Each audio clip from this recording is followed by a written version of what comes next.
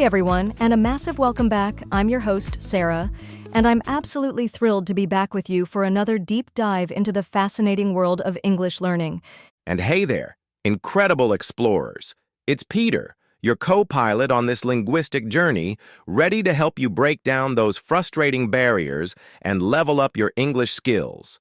Today, Peter, we're tackling a mental block that plagues so many of you awesome intermediate learners, that persistent, energy-draining habit of always translating in your head. Our topic is Unlock Fluent English, Stop Translating and Start Thinking. It's time to ditch the mental gymnastics and start experiencing English directly, like a native speaker. Absolutely, Sarah.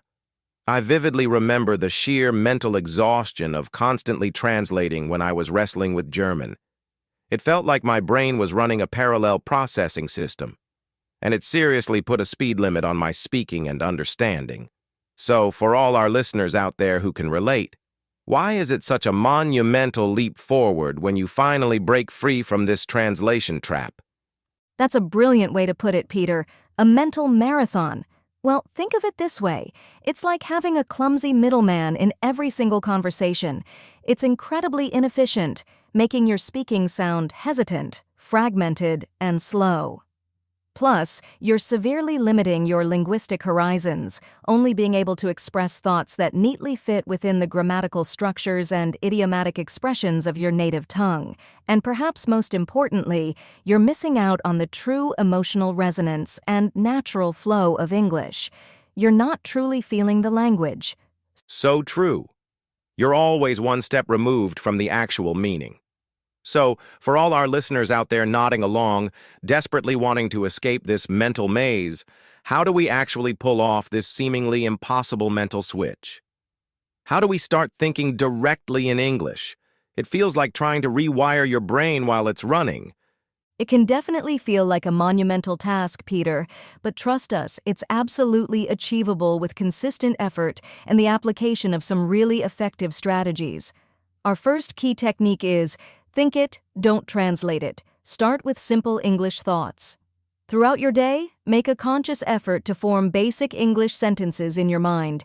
Instead of thinking in your native language about needing that morning coffee, actively think, I need coffee.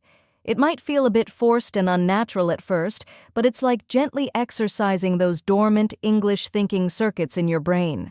We actually had a fantastic message from a listener in Italy, Marco, who said, "For weeks, I just narrated my simple actions in English in my head. I am opening the door. I am sitting down." It felt silly. But then suddenly, when I was speaking, the English words just came out without me having to translate. That's such a practical and encouraging tip. It's about making a deliberate choice to use English for that constant internal monologue. What other brain training exercises can our listeners try to build this direct connection? Our next strategy focuses on visualization. Picture this. Connect English words directly to images. Instead of seeing a cat and thinking of its translation, actively train yourself to link the English word cat with the actual image of that furry creature. Forget the intermediary word in your native language. Flashcards with clear, vibrant pictures are incredibly useful for building these direct associations. Going beyond flashcards, Peter, listeners could also try creating simple mind maps where an English word is in the center and radiating out are related images or even short English phrases describing it. Cutting out the linguistic middleman altogether. I love it. It's about forging a direct neural pathway between the English word and its meaning, bypassing that first language filter. Exactly. And this next one might seem obvious, but its power cannot be overstated. Dive in head first. Immerse yourself in English every day. This means intentionally flooding your senses with authentic English, engaging podcasts like this one, captivating movies and shows, maybe gradually reducing reliance on subtitles, and absorbing English books and articles that genuinely pique your interest. The more you actively swim in the English language ocean, the more naturally your brain will start processing it directly, without needing to constantly refer back to your first language. So, create your own personalized English-speaking bubble. even if you're physically thousands of miles away from an English-speaking country. Consistency is key here, right? Absolutely crucial, Peter. And when you inevitably encounter new vocabulary, really commit to unlock meaning in English, ditch the instant translation. Instead of immediately reaching for a dictionary to find the translation in your native language, try to understand the word using English definitions, exploring example sentences, and paying close attention to the context in which it appears. This helps you build a rich web of understanding within the English language itself. We received a fantastic email from a listener in Argentina, Javier, who said that when he started forcing himself to understand new words through context in English novels, even if it slowed his reading speed initially, his overall comprehension and ability to think in English improved dramatically. It's about building those internal English language connections, like learning the rules of a game in the language it's played in, rather than constantly referring to a translated rulebook. Smart. Another fantastic habit to cultivate, and one that many learners find surprisingly effective, is talk to yourself. It's not crazy, it's practice. Verbalize your thoughts in English. Describe what you're doing as you're doing it, narrate what you see around you, outline your plans for the day, all in English. The more you articulate your thoughts aloud, even if no one else is within earshot, the more automatic and natural forming English sentences will become. Peter, I even do this sometimes when I'm cooking. It helps solidify vocabulary related to everyday activities. So turn your daily routine into a continuous private English-speaking exercise. I like that. And for those who feel a bit self-conscious, remember nobody else has to hear you. Exactly. And when you encounter a new word or phrase in a conversation or while reading, really try to become a word detective. Use context clues to understand. Resist the immediate urge to reach for a translator. Train your brain to infer meaning from the surrounding words, the tone of the speaker, and the overall situation. That's a powerful way to build your intuitive grasp of the language. You're training your brain to think like a native speaker who often understands new words through their surrounding context.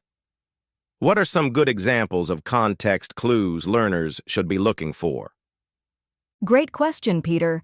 Look for synonyms or antonyms used nearby, examples that illustrate the meaning, or even a brief explanation embedded in the text or conversation.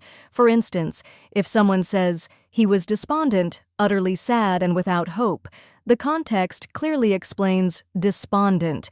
That's a great tip. And finally, and this is so important, remember, be patient, grasshopper. It takes time to rewire your brain.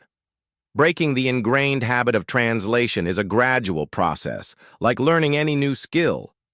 Don't get discouraged if you catch yourself translating sometimes. It's a natural part of the journey. Just gently and consciously redirect your thoughts back into English. Absolutely, Sarah. It's a marathon, not a sprint, right? There will be moments of linguistic backsliding, but the key is unwavering consistency and a healthy dose of self-compassion. Celebrate the small victories. Every time you catch yourself thinking in English, that's progress. And let's not forget the crucial role of mindset.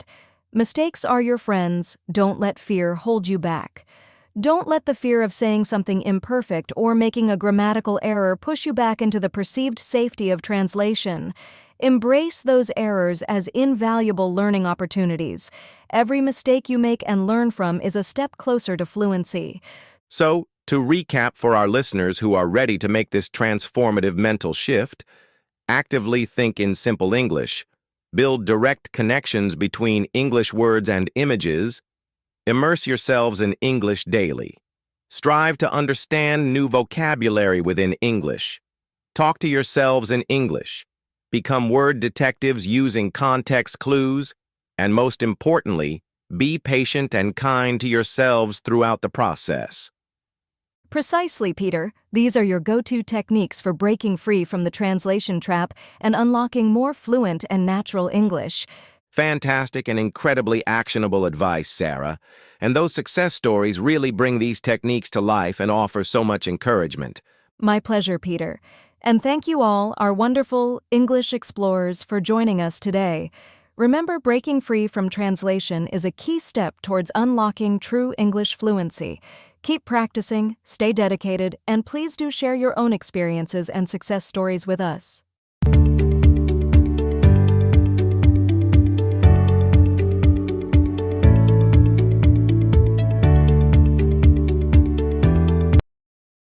Thanks for tuning in. Keep practicing, and for more English lessons, don't forget to like, subscribe, and share.